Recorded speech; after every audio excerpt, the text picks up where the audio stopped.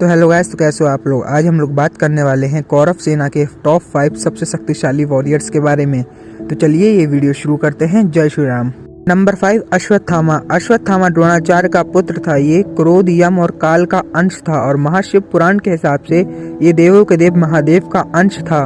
अश्वत्थामा के गुरु थे गुरु द्रोणाचार्य, जो कि इसके पिता भी थे। इसके अलावा अश्वत्थामा के पास कई सारे दिव्यास्त्र भी थे, जिसमें नारायणास्त्र, ब्रह्मशीरास्त्र, ब्रह्मास्त्र और अग्नियास्त्र जितने शक्तिशाली अस्त्र और शस्त्र भी थे। और इन चीजों के अलावा अश्वत्थामा के पास एक मणि थी जो उसके बचपन से थी उसके माथे पे, जिस कारण से अश्वत्थामा को भूख, प्यास और डर नहीं लगता था। अश्वत्थामा इस मणि के कारण बहुत ही ज्यादा पावरफुल वॉरियर बन चुका था। महाभारत के युद्ध में अश्वत्थामा ने अर्जुन को बहुत कड़ी टक्कर दी थी और भीम, नकुल, सहदेव, सात्यकी और घटोत्कच जैसे महाशक्तिशाली योद्धाओं को परास्त भी किया था। और एक बार तो द्रोणाचार्य का बदला लेने के लिए अश्वत्थामा ने नारायणास्त्र चला दिया था। उस नारायणास्त्र के सामने पूरी पांडव सेना को हार माननी पड़ गई थी। इससे आप अश्वत्थामा की शक्तियों का अंदाजा लगा ही सकते हैं। नंबर 4, द्रोणाचार्य। द्रोणाचार्य कौरवों और पांडवों के गुरु थे और ये अश्वत्थामा के भी गुरु थे और पिता भी थे। द्रोणाचार्य के गुरु थे स्वयं भगवान परशुराम। द्रोणाचार्य युद्ध नीति और अस्त्र शस्त्र के लिए जाने जाते थे। द्रोणाचार्य के पास कई सारे दिव्यास्त्र थे, जिसमें पाशुपतास्त्र, नारायणास्त्र, ब्रह्मास्त्र, ब्रह्मशीरास्त्र, अग्नियास्त्र, वैवास्त्र जैसे कई सारे दिव्यास्त्र थे और बहुत ही ज्यादा शक्तिशाली दिव्यास्त्र भी थे। और चक्रव्यूह जैसे महाशक्तिशाली व्यूह की रचना भी द्रोणाचार्य ने ही की थी। इसके अलावा द्रोणाचार्य कई सारे व्यूह की रचना करना जानते थे। द्रोणाचार्य के पास कई सारी विद्याएं थी। द्रोणाचार्य अपनी शक्तियों से एक बहुत ही शक्तिशाली कवच तक बना सकते थे। महाभारत के युद्ध में द्रोणाचार्य ने अर्जुन, भीम, नकुल, सहदेव जैसे कई सारे योद्धाओं को हराया था। द्रोणाचार्य ने सात्यकी को भी युद्ध में परास्त किया था। एक बार तो द्रोणाचार्य ने 19 महारथियों को अकेले परास्त कर दिया था, जिसमें भीम, नकुल, सहदेव, सात्यकी जैसे कई सारे महारथी थे। द्रोणाचार्य इतने ज्यादा शक्तिशाली थे कि धर्मराज युधिष्ठिर, जो कभी झूठ नहीं बोलते थे, उनको भी झूठ बोलना पड़ गया था ताकि द्रोणाचार्य अपने शस्त्र त्याग दें, क्योंकि शस्त्र के साथ द्रोणाचार्य को मारने की शक्ति पांडवों में किसी के भी पास नहीं थी। नंबर 3, भागदत्त। भागदत्त पूरे महाभारत का सबसे अंडररेटेड वॉरियर है। भागदत्त को बहुत ही ज्यादा कमजोर दिखाया जाता है और टीवी सीरियल्स में तो भागदत्त को दिखाया ही नहीं जाता। ये इतना लेजेंडरी वॉरियर था जो इतिहास के पन्ने में दब के ही रह गया। अगर किसी वॉरियर का सबसे ज्यादा अच्छा मिलिट्री करियर था तो वो था भागदत्त। भागदत्त की उम्र महाभारत में क्लियरली तो मेंशन नहीं मिलता, लेकिन कहीं जगह पे ऐसा क्रॉस रेफरेंस मिलता है कि भागदत्त की उम्र लगभग 150 साल की थी। लेकिन जिस तरह से भागदत्त को दिखाया जाता है उस हिसाब से तो भागदत्त की उम्र 200 से लेकर 250 साल के भी ऊपर होनी चाहिए, क्योंकि भागदत्त के जो सिर के ऊपर का जो फैट था वो बुढ़ापे के कारण उसकी आंखों पे आ जाता था, जो कि तभी आता है जब उसकी उम्र लगभग 200 के ऊपर हो जाए। इतने बड़े मिलिट्री करियर होने के बाद भी भागदत्त अपने पूरे मिलिट्री करियर में सिर्फ एक ही युद्ध हारा था, वो भी तब जब महारथी कर्ण ने दिग्विजय के दौरान भागदत्त को परास्त किया था। इसके अलावा कई वॉरियर्स ने ट्राई किया, लेकिन वो कभी भागदत्त को परास्त नहीं कर पाए। भागदत्त एक अनडिफीटेड वॉरियर था और एक बहुत ही ज्यादा महाशक्तिशाली योद्धा भी था। भागदत्त एक हाथी पे चढ़ के लड़ने वाला योद्धा था। भागदत्त को तो छोड़ो, पांडव सेना तो भागदत्त के हाथी तक को परास्त नहीं कर पा रहे थे। भागदत्त के हाथी ने अर्जुन, अभिमन्यु और भीम को लगभग मार दिया था। वो इन तीनों को कुचलने ही वाला था। उससे पहले ही भीम और अभिमन्यु अपने प्राण बचा के वहां से भाग गए और अर्जुन को भगवान श्री कृष्ण ने बचा लिया और रथ को वहां से दूर ले गए। भागदत्त के पास कई सारे दिव्यास्त्र थे, जिसमें ब्रह्मास्त्र, वैष्णवास्त्र, अग्नियास्त्र, वैवास्त्र जैसे कई सारे दिव्यास्त्र थे। और भागदत्त का वैष्णवास्त्र एक अमोघ अस्त्र था। महाभारत में ये मेंशन मिलता है भागदत्त का वैष्णवास्त्र एक स्पेशल वेपन था और वो किसी को भी मार सकता था। क्लियर मेंशन है महाभारत में इसका। अर्जुन ने लगभग 3 से 4 बार ट्राई किया भागदत्त को हराने के लिए, लेकिन हर बार अर्जुन असफल रहे। और युद्ध में तो कई बार ऐसे क्षण आए कि भागदत्त ने अर्जुन को लगभग मार दिया और चारों युद्धों में भागदत्त ही अर्जुन पे भारी पड़ गए थे। एक बार भागदत्त ने अर्जुन पे वैष्णव अस्त्र चला दिया था, जिस वैष्णवास्त्र को अर्जुन नहीं काट पाए, तब भगवान श्री कृष्ण ने उस वैष्णवास्त्र को अपने ऊपर ले लिया था। अगर आप भागदत्त की पावर का अंदाजा लगाना चाहते हैं तो आप इतना समझ लीजिए कि भागदत्त अर्जुन से भी ज्यादा शक्तिशाली योद्धा था। भागदत्त को भी चीटिंग से ही मारा गया था। जब भगदत्त और अर्जुन का युद्ध चल रहा था और 2 से 3 बार भगवान श्री कृष्ण अर्जुन के प्राणों की रक्षा कर चुके थे और अर्जुन बुरी तरह से घायल हो चुके थे और भगदत्त बहुत ही ज्यादा भारी पड़ रहा था, तब भगवान श्री कृष्ण ने कहा कि भगदत्त की आंखों के ऊपर की पट्टी काट दो, जिससे उसकी आंखों पे फैट आ जाएगा और भगदत्त को कुछ दिखाई नहीं देगा और भगदत्त अंधे हो जाएंगे। उसी समय तुम भगदत्त का वध कर सकते हो। और अर्जुन ने ऐसे ही किया और छल से भगदत्त का वध कर दिया। अगर भीष्म पितामह को इच्छा मृत्यु का वरदान नहीं होता तो मैं इस वीडियो में भगदत्त को भीष्म से ऊपर या फिर भीष्म के बराबर ही रखता। इन सभी बातों से आप भगदत्त की पावर का अंदाजा लगा ही सकते हैं। नंबर 2, महामहिम भीष्म। महामहिम भीष्म माता गंगा के पुत्र थे और भगवान परशुराम के शिष्य थे।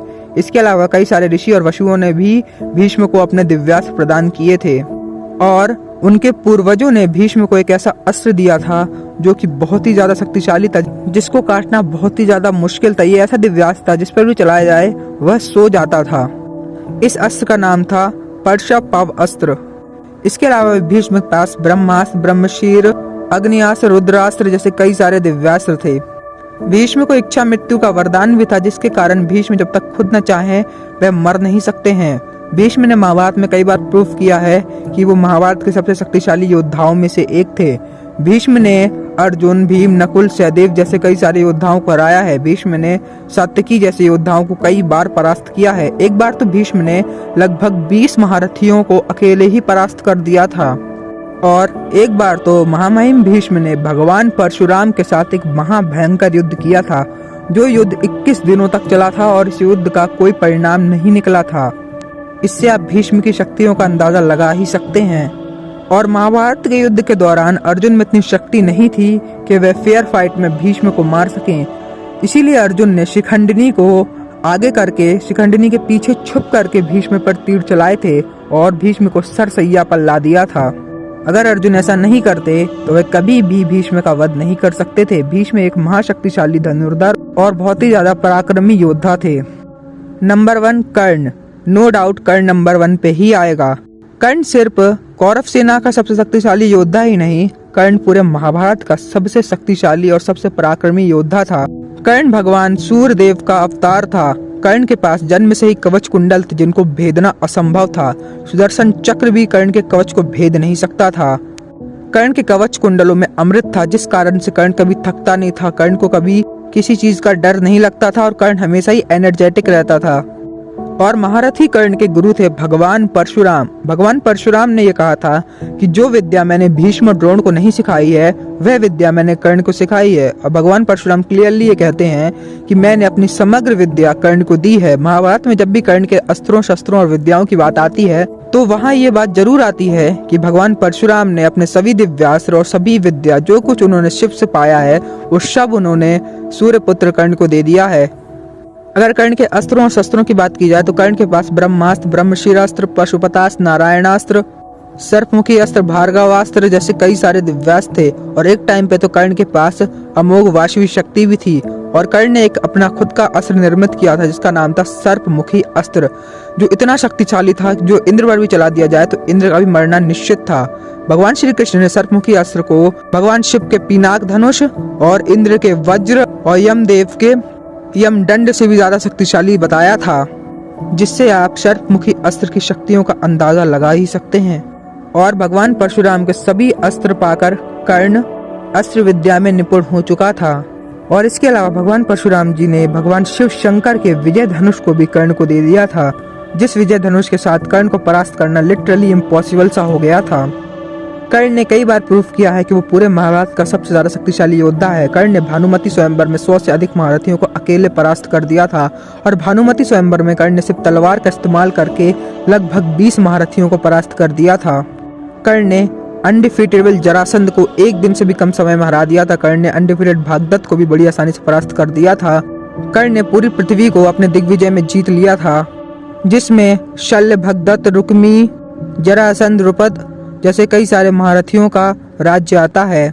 और महाभारत के युद्ध में कर्ण ने अर्जुन, भीम, नकुल, सहदेव, युधिष्ठिर, अभिमन्यु, सात्यकी, घटोत्कच जैसे कई सारे महारथियों को परास्त किया था। 16वें दिन तो कर्ण ने पूरी पांडव सेना को ही परास्त कर दिया था और 14वें दिन की रात्रि में कर्ण इकलौता ऐसा योद्धा था जिसने घटोत्कच को 3 बार परास्त किया था। घटोत्कच की हजारों राक्षसी मायाओं को काट डाला था। महाभारत के युद्ध में कर्ण ने भगवान शिव के वज्र को अपने खाली हाथों से पकड़ लिया था। एक महाशक्तिशाली चक्र को अपने आम तीरों से ही काट दिया था। भगवान श्री कृष्ण ने कर्ण और अर्जुन के अंतिम युद्ध में लगभग 3 से 4 बार अर्जुन के प्राणों की रक्षा की थी कर्ण से, और इसके अलावा भी भगवान श्री कृष्ण ने लगभग 5 बार अर्जुन को कर्ण से बचाया था महाभारत के युद्ध में।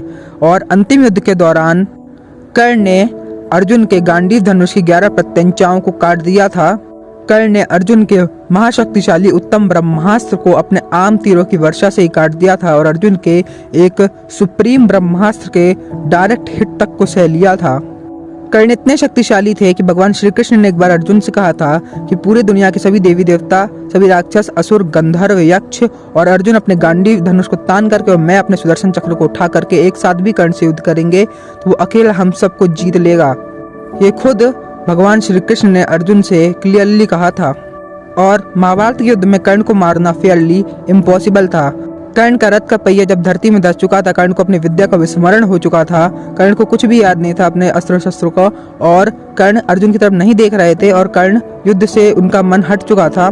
कर्ण के सभी श्राप कर्ण पे भारी हो चुके थे और इसके अलावा भी कई सारे इमोशनल टॉर्चर, भीष्म का अपमान, शल्य का अपमान, माता कुंती द्वारा इमोशनल किया जाना, भगवान श्री कृष्ण की पॉलिटिक्स जैसी कई चीजें लगी थी कर्ण का वध करने के लिए। ये सब होने के बाद भी अर्जुन फिर भी कर्ण का वध नहीं कर पाए। उनको कर्ण का वध छल से ही करना पड़ा। तब अर्जुन ने, जब कर्ण का रथ का पहिया धरती में धस गया था और कर्ण अपने रथ का पहिया निकाल रहे थे, कर्ण ने इतना बल लगा दिया था पूरी पृथ्वी 4 अंगुल ऊपर उठ गई थी, लेकिन ब्राह्मण और धरती माता के श्राप के कारण कर्ण के रथ का पहिया ऊपर नहीं आया। तब अर्जुन ने निहत्थे और अपने रथ का पहिया निकालते हुए महारथी कर्ण के सिर पर अंजलिका तीर से वार किया और कर्ण का वध कर दिया। नहीं तो अर्जुन किसी भी कीमत पे कर्ण का वध नहीं कर सकते थे। इसका मेंशन खुद भगवान श्री कृष्ण ने भी कई बार किया था। इससे आपको पता चलता है कर्ण है महाभारत और कौरव सेना का सबसे ज्यादा शक्तिशाली योद्धा। तो आपको ये वीडियो कैसी लगी कमेंट सेक्शन में बताइए। इस वीडियो को लाइक कर दीजिए, इस वीडियो को शेयर कर दीजिए। जय श्री कृष्णा, हर हर महादेव।